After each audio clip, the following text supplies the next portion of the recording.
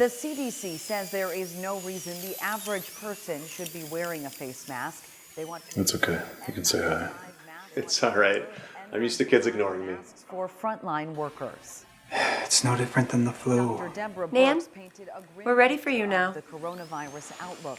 Hey, She says between 100 I think they consider dentists essential in the workers. US alone.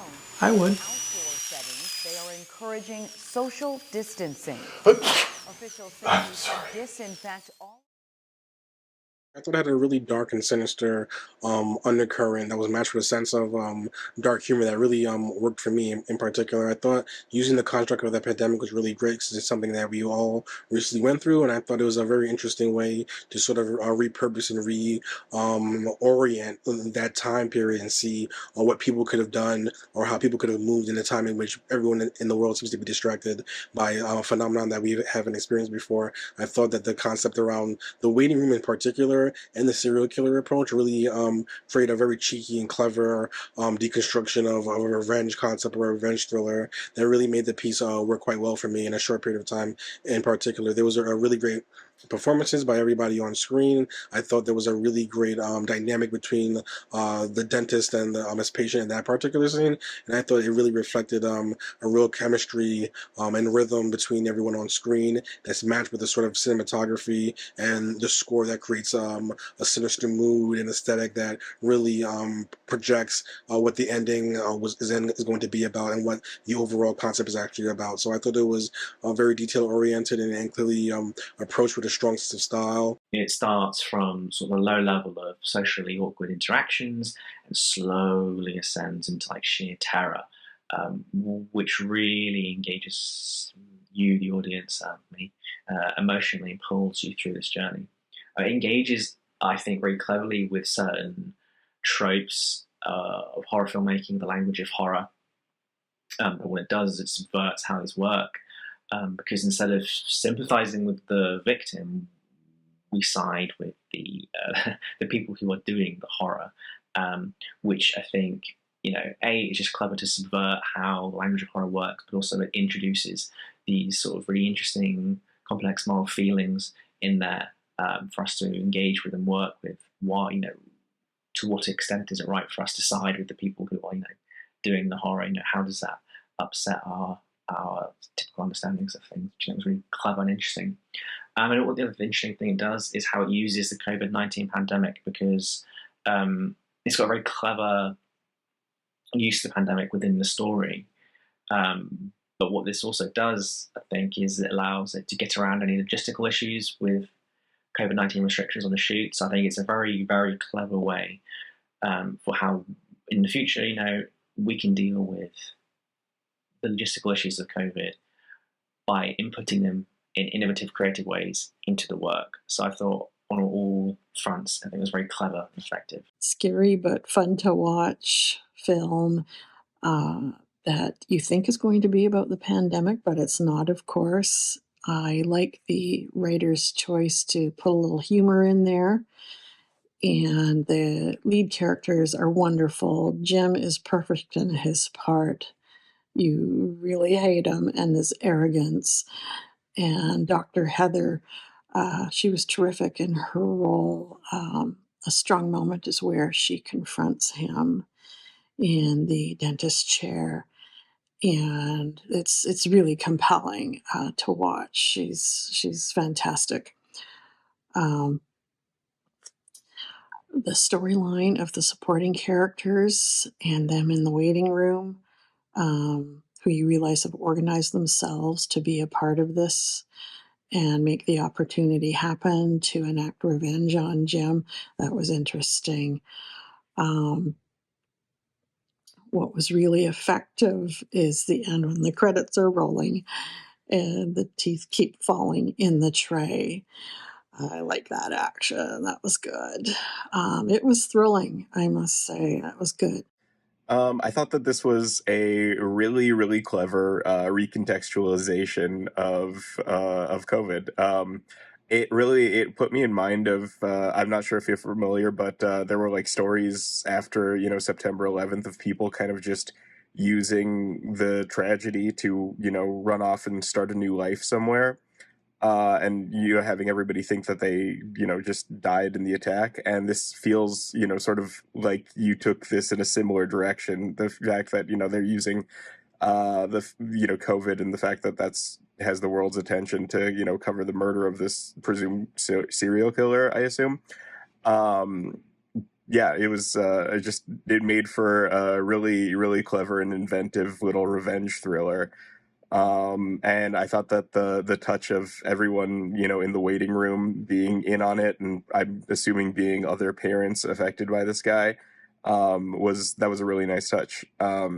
Yeah, all in all, I thought that you did a really, really smart and clever job here of taking a single location and a small cast, and really, really crafting, like I said, a very solid revenge thriller out of the whole thing. Really, really well done. I was squirming because there's nothing worse than hearing a dentist's drill and kind of that suction. So immediately you're like, ugh. So I was squirming because of that. Little did I know what y'all were going to do with that. And I think that this story was so creatively told, and it was told smart. Had a beginning, a middle, and an end. The twist you did not see coming. And it was fantastic what the twist was. It was perfect that it was in a dentist's office. Everything that had to do with the mouthpieces and the teeth, again, it was still making you squirm, or at least making me squirm as an audience member in a good way, because I was like, oh God, where are they going with this? And oh my gosh, okay. What I loved also about it was you gave us enough that we did not need to know exactly what happened with her daughter, but we knew that we knew enough, is what I'm saying. You gave us enough breadcrumbs that it didn't matter any longer. You knew that he did something awful, and you wanted to see him get his comeuppance, and you guys delivered. Really, really, really engaging movie, really interesting.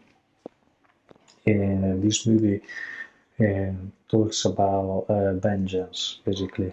We see Dr. Heather, basically, with the help of a few friends and probably family, kidnapping Jim, a teacher who is responsible of abusing her daughter, and these abuses led her to a suicide. And basically, she just wants to do justice by herself. It is the feeling of tension, the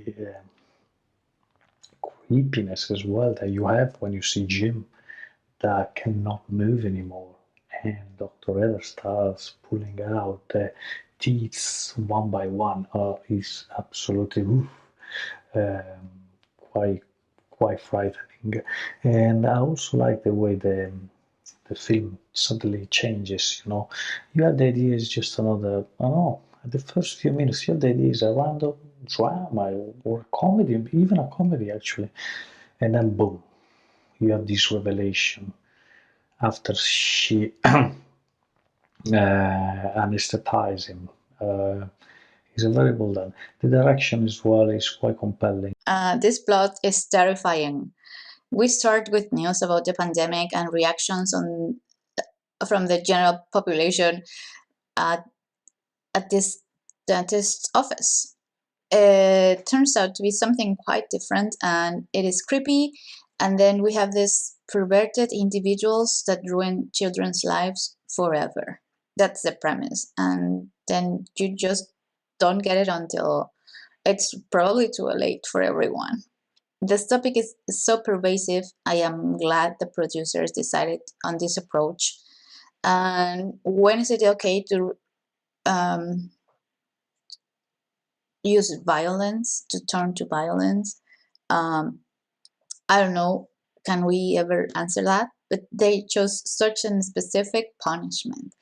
It is brilliant. And of course, it's a horror movie, and it's so well done, where you see this seemingly normal situation turn into hell for this person.